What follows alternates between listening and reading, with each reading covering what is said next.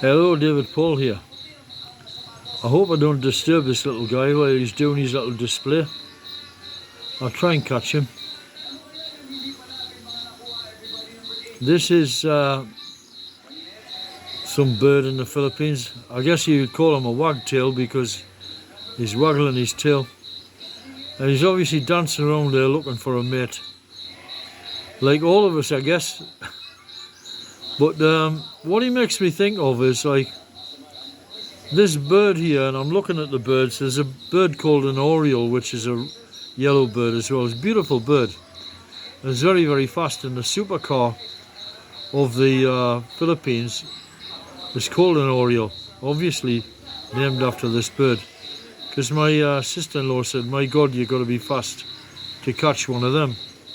So the obvious choice of name for a bird. Anyway, where are you, fella?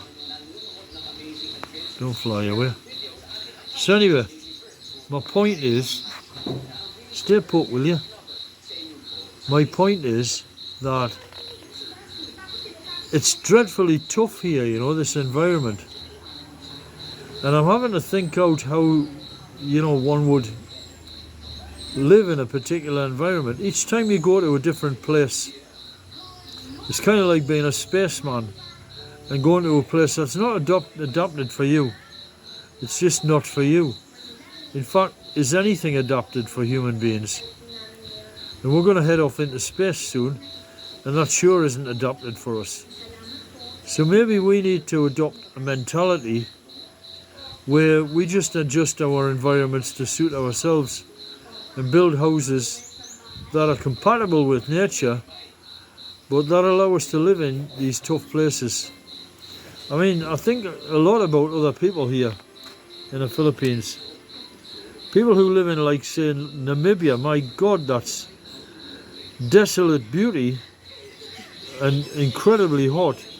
But there are human beings living there. And in this place, the temperature today has been around about 30. Where have you gone, fella? Oh, he's there. I got him. The temperature has been... How are you? There you go. The temperature has been about 30.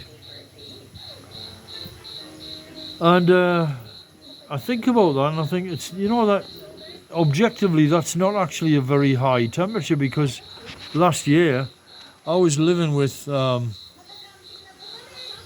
40 degrees trying to work on my house in Portugal. 40 degrees. Now that is hot. And this place is only 30 degrees. So the issue here is not the temperature, it's the humidity. So if we could get the humidity down, this would be an incredibly livable place.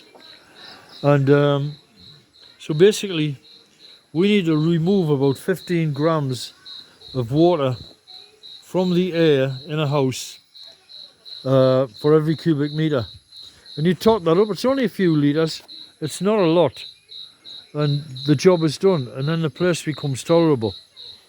But you know, when it cools down here, and when it becomes tolerable, and it's the evening time, and you've had a beer with your friends, and it's just delightful. It's such an alive place. I mean, listen to those crickets. But it sure isn't a place for human beings to live. But you know, God gave us this whole world to play with, not to destroy, but to enjoy. And we got to figure out a way to live in it that doesn't wreck the place, doesn't overheat it, doesn't that supports the life on this planet. And I think we can do it. And I'm feeling very positive about how we can do stuff, you know, how we can achieve things. I built that cabin in the UK under difficult circumstances. I was living there, and I survived and I did it. And yesterday I got news that the astronomy course that I was studying, I passed it. Now I've just passed the damn thing, you know, but that's all that matters to me, because I have to factor in the fact that dear God, my life is tough, you know. It's just not normal, like, I don't know, have a cup of tea, sit there in front of the computer all night working on something, and everything is like stable, and you got the central heating on, and you can just concentrate on what you're doing. I got 1,000 things on the go, and a lot of that is my fault. But I wouldn't change a day of it. So anyway, here we're looking at. I will zone out a bit because I've got the long focus on. So let's see what I've been doing today. Well, I've been cutting these grooves in this wood to make these posts. So this one I've knocked some of the wood off.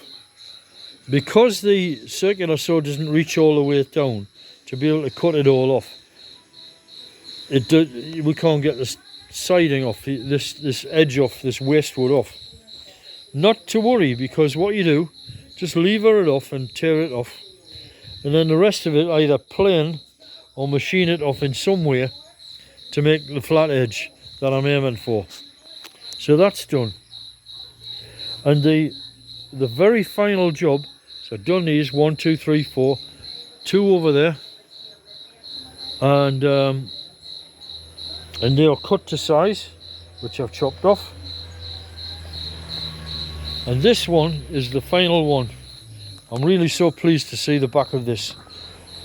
That there is cut across, but I need to chainsaw the thick of the wood off so that I can have access to start making the slits in. But actually that's not important, because the cutting is going to be at the top anyway. But I do need to chop that off with a chainsaw. But I had a beer, so I have a rule: if you have a beer, don't use tools. Well, don't use power tools anyway. Well, don't even use chisels, sharp stuff. So anyway, I'm gonna sneeze in a minute. Here, this is straight up into there. It's got a bit of a veiny edge at the end, and this is the final cut of the final piece of wood to make the uprights for this. I feel inclined to call it a cabin, because initially it is really just one cabin. I've just finalised my decision about how I'm going to do this. Each room is separate. The idea is the house is dispersed into blocks, into separate units. So a bedroom will not be connected to another bedroom, allowing the air to flow freely between them and keep them cool. So this is the final one. And then what has to be done next, which is the job for tomorrow, which is to cut the notches in to take so they will be notched at the top, and they will take the cross beams, which we are going to cut on Friday. I'm going to get the men out, we're going into the forest, chop another tree down, and then we're going to cut the cross beams. I've given it a lot of thought, and I'm just going to get him to chainsaw the wood within a ½ an inch of what I want, and then I'll put like perfect ends on, and then at a later date I'll machine them flat so that they look perfect, because I do want these ceiling beams to look perfect. They're going to be a sort of linear feature of the house, you know, the lines of these things flowing out towards the world in a cross section. So more notches to be put here and more notches there. I don't think I've mentioned this on video, but let's have a look at that. If you look at that mahogany, when you read about mahogany, everybody goes on about mahogany, about how it produces these lovely tones and orangey red deep colours and all this blah blah blah. And yes, that's true. This is freshly cut wood and it's darkening already. I can machine that off and I'll end up with white wood, which within a matter of hours will darken again. So I'm not saying that I don't like it, it's just that as it ages it gets really dark. So what I'm going to do is I'm going to accept the reality of that situation, that the way they are. But the next lot of wood that has to be cut is called Dita wood, which is like a cheese coloured wood. Very, very pale, the opposite extreme. The two of them will contrast well together. I don't particularly like the colour of the Dita wood. But the other night we had another rainstorm. It is the rainy season after all.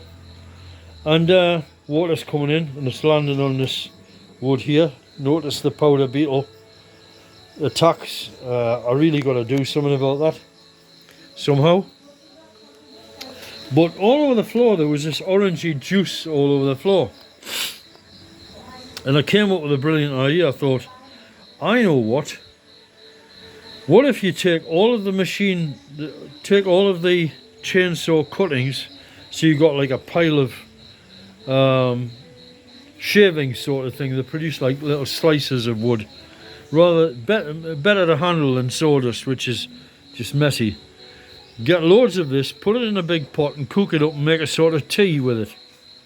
So what you're making is mahogany tea. Now woodworkers in the West don't get to do this because they're not, I mean I'm handling hardwoods and in particular mahogany on a sort of massive scale here. Other people don't do that. But I end up with a whole mountain of these shavings, so I thought you boil it up and make a sort of tea out of it and paint pale coloured woods with it. But don't go crazy. Just give it a little bit and then let it settle and see what it looks like. So you're going to end up with stained wood that looks like mahogany but not over the top like mahogany where it's like really, really dark. So my hope is that I'm going to end up with something kind of salmon coloured, rather like cedar wood. So that's the plan. Now the other question is does this dark juice do anything? My suspicion is it's possibly anti-insect and helpful in preserving other woods which don't have such preservation. Now I will say this mahogany is getting attacked like hell by these powder beetles, but generally it's quite resistant to decay, so it could be a property of this juice stuff, and hopefully it'll convey that to other woods that I apply it to. I have to apply some preservative to this wood fairly quick and put a stop to all this powder beetle attacks. There's a lot of wood there to eat before it compromises its strength, even if I didn't do anything and just left them to it. I mean, there's a house at the back of here, Bahai Kubo, which the Rojas family originally lived in. They moved it here and they're using it as a sort of storage shed. And the powder beetles are eating that alive. But that there's been there since it's been built since 1953. So it's 71 years old and it still hasn't succumbed. So I don't think that it's an immediate problem to worry about too much. And that's it. So that's the video for tonight, and that's what's going on. And Jesus be with you.